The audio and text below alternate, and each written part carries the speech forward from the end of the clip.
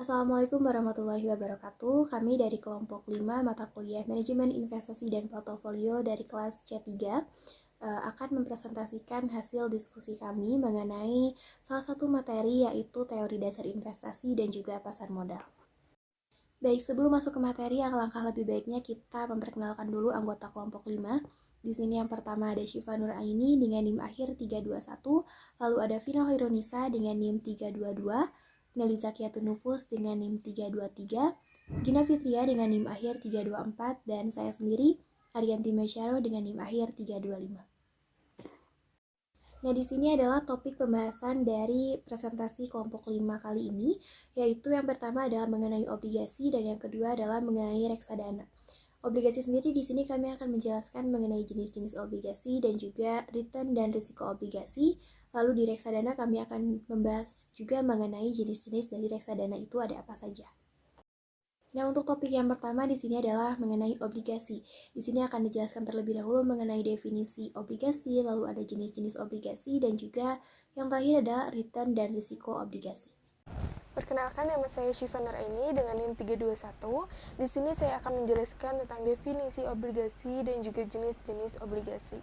Pertama, di sini ada definisi obligasi. Obligasi merupakan surat utang jangka menengah maupun jangka panjang yang dapat diperjualbelikan. Obligasi ini berisikan janji dari pihak yang menerbitkan efek untuk membayar imbalan berupa bunga atau yang disebut juga dengan kupon pada periode tertentu, dan juga melunasi pokok utang pada waktu yang telah ditentukan kepada pihak pembeli obligasi tersebut. Selanjutnya di sini ada jenis-jenis obligasi. Jenis-jenis obligasi ini terbagi menjadi 7. Yang pertama, obligasi berdasarkan sistem pembayaran. Obligasi ini terbagi menjadi 2. Yang pertama ada coupon bond, yang kedua ada zero coupon bond. Coupon bonds adalah bunga yang umumnya dibayarkan kepada pemilik bonds atau investor pada kurun waktu tahunan maupun beberapa tahun. Sedangkan zero coupon bonds adalah obligasi yang tidak melakukan pembayaran bunga secara periodik, namun bunga dan pokoknya dibayarkan sekaligus pada saat jatuh tempo. Lalu yang kedua dari jenis-jenis obligasi yaitu jenis obligasi berdasarkan penerbitnya. Obligasi ini terbagi menjadi 3. Yang pertama ada government bond atau yang disebut juga dengan obligasi pemerintah. Yang kedua ada municipal bond atau yang disebut juga dengan obligasi pemerintah daerah. Yang ketiga ada corporate bond atau yang disebut juga dengan obligasi perusahaan. Government bond adalah surat utang yang dikeluarkan oleh pemerintah lalu ditawarkan kepada masyarakat secara perseorangan. Obligasi ini dapat dikatakan lebih aman karena memiliki resiko yang rendah.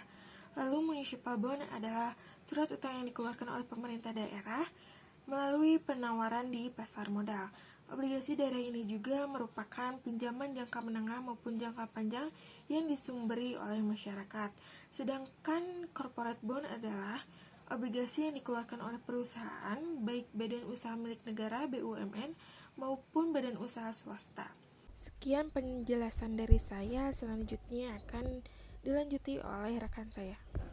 Saya Vina Hoironisa dengan NIM 5111201322. Saya akan melanjutkan pemaparan mengenai jenis-jenis obligasi.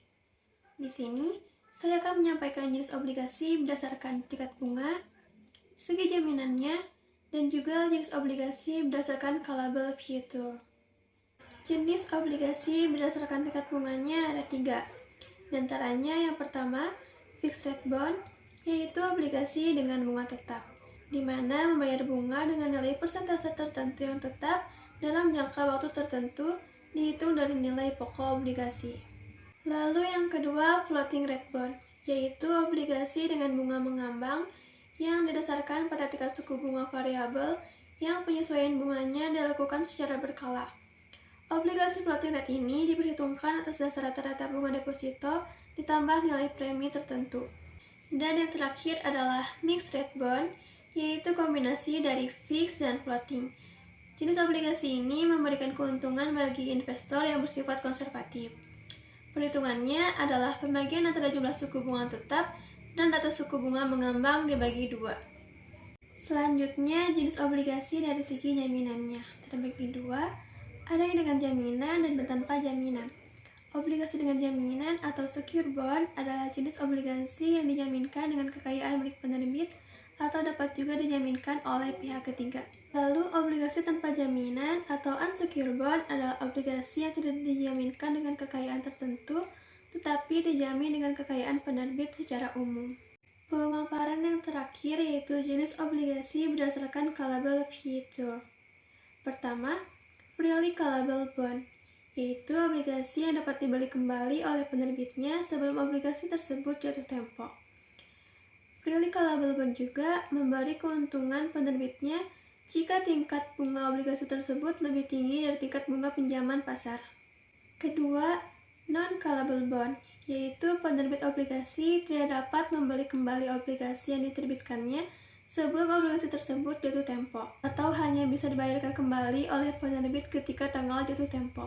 Yang ketiga, deferred callable bond, yaitu kombinasi antara freely callable bond dengan non-callable bond. Assalamualaikum warahmatullahi wabarakatuh. Perkenalkan, nama saya Nelza Ketunufus dengan NIM 5111201323. Di sini saya akan melanjutkan yang pertama itu ada jenis-jenis obligasi. Jenis obligasi itu ada dua. Yang pertama ada convertible bond atau exchangeable bond.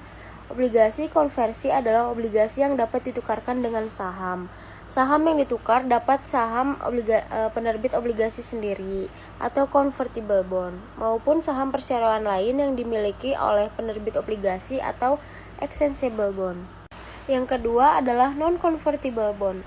Obligasi non-konversi yaitu obligasi yang tidak bisa dikonversi menjadi saham. Jadi non-convertible itu merupakan jenis obligasi biasa yang hanya dapat mencairkan pokok obligasi pada saat jatuh tempo. Selanjutnya saya akan melanjutkan yaitu jenis-jenis obligasi berdasarkan masa jatuh tempo. Jenis-jenis obligasi berdasarkan masa jatuh tempo ada dua. Yang pertama adalah obligasi berjangka atau term bond. Obligasi berjangka yaitu obligasi yang memiliki satu tanggal jatuh tempo. Contohnya obligasi tahun 2009 yang jatuh tempo pada tahun 2014. Dengan kata lain, pokok obligasi akan diberikan sekali pada tahun 2014. Yang kedua ada obligasi serial atau serial bond. Obligasi serial yaitu obligasi yang memiliki serangkaian tanggal jatuh tempo.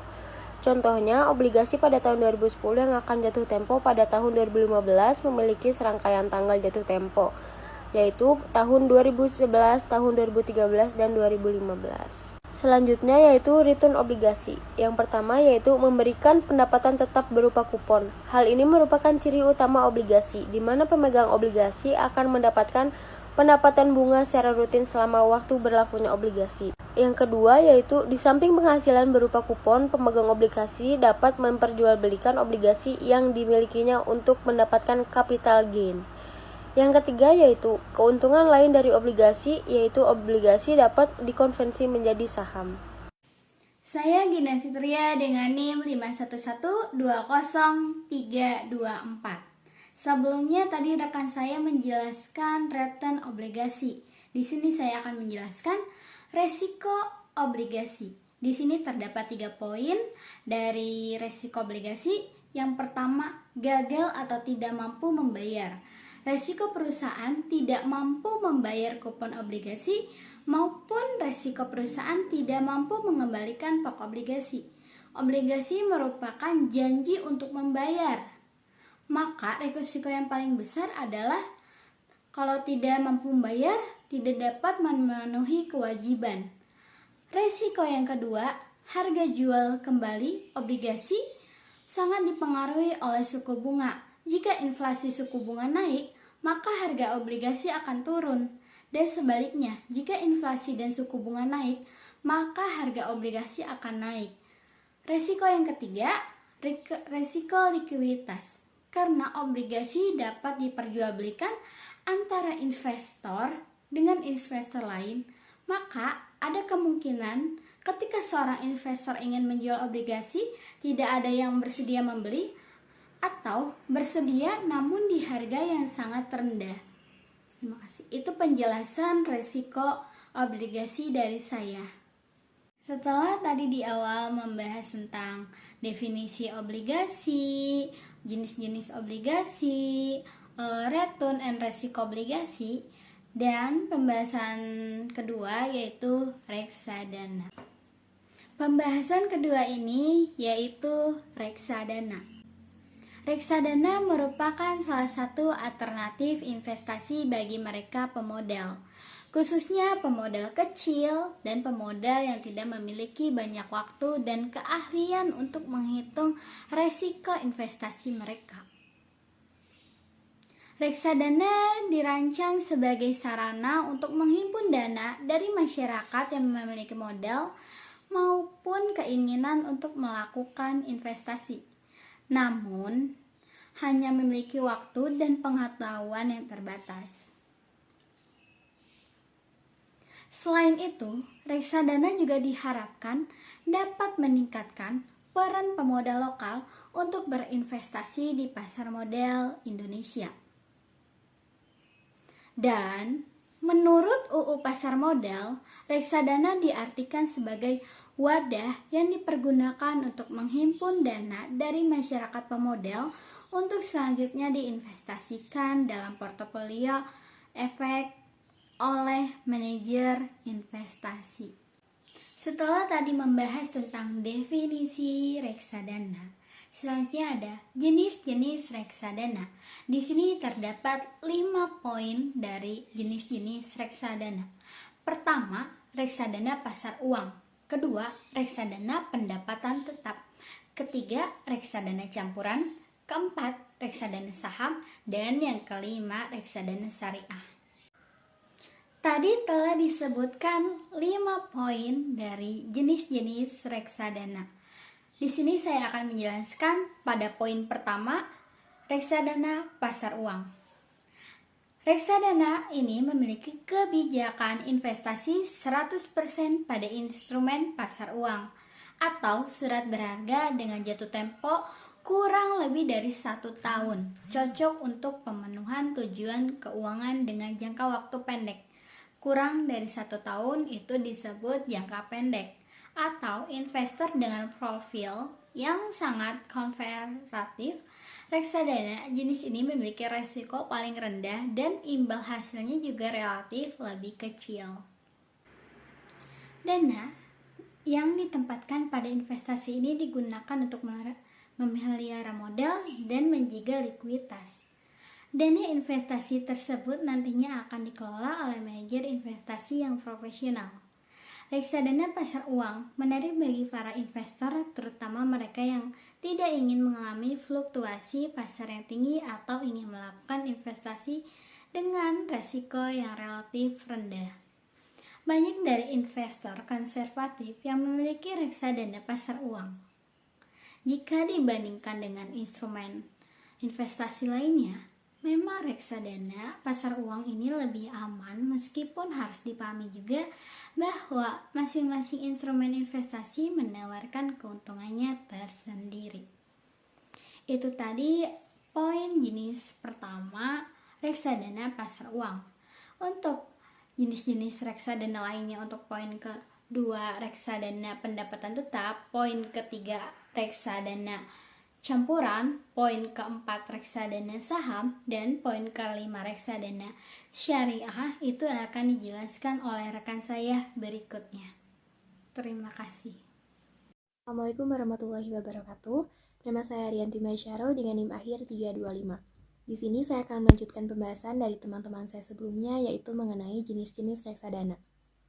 Nah, untuk jenis reksadana yang kedua di sini adalah reksadana pendapatan tetap. Reksadana pendapatan tetap ini adalah reksadana yang portofolionya itu sebagian besar diinvestasikan dalam instrumen pendapatan tetap. Contohnya seperti surat berharga dan juga obligasi. Nah, reksadana pendapatan tetap ini itu cocok untuk pemenuhan tujuan keuangan dengan jangka waktu antara 1 sampai dengan 3 tahun, atau untuk para investor dengan profil yang konservatif. Jenis reksadana yang selanjutnya adalah reksadana campuran. Jadi reksadana campuran ini adalah reksadana yang diinvestasikan dalam berbagai instrumen seperti pasar uang, obligasi, dan juga saham. Nah, reksadana campuran ini sendiri memiliki kebijakan investasi maksimal 79% pada instrumen pasar uang, obligasi, dan juga saham. Sedangkan reksadana campuran ini juga cocok untuk pemenuhan tujuan keuangan dengan jangka waktu antara 3 sampai dengan 5 tahun atau investor dengan profil yang moderat. Jenis reksadana yang selanjutnya adalah reksadana saham. Reksadana saham ini adalah reksadana yang sebagian besar portofolionya itu diinvestasikan dalam saham perusahaan yang terdaftar di bursa saham. Cocok untuk pemenuhan tujuan keuangan dengan jangka waktu di atas 5 tahun atau para investor dengan profil yang agresif. Nah, di sini juga dijelaskan bahwa reksadana saham ini menganut prinsip high risk, high returns. Jadi, memiliki risiko yang paling tinggi, namun juga memiliki potensi keuntungan atau returns yang tinggi juga. Baik, di sini ada jenis reksadana yang terakhir, yaitu reksadana syariah. Reksadana syariah ini adalah hanya dapat berinvestasi di efek keuangan yang sesuai dengan kaidah-kaidah dan juga prinsip syariah. Dan tentunya masih terikat dengan batasan investasi yang telah ditetapkan oleh OJK atau Otoritas Jasa Keuangan. Jadi di reksadana syariah ini sendiri merupakan versi syariah dari keempat jenis reksadana yang sebelumnya dijelaskan tadi.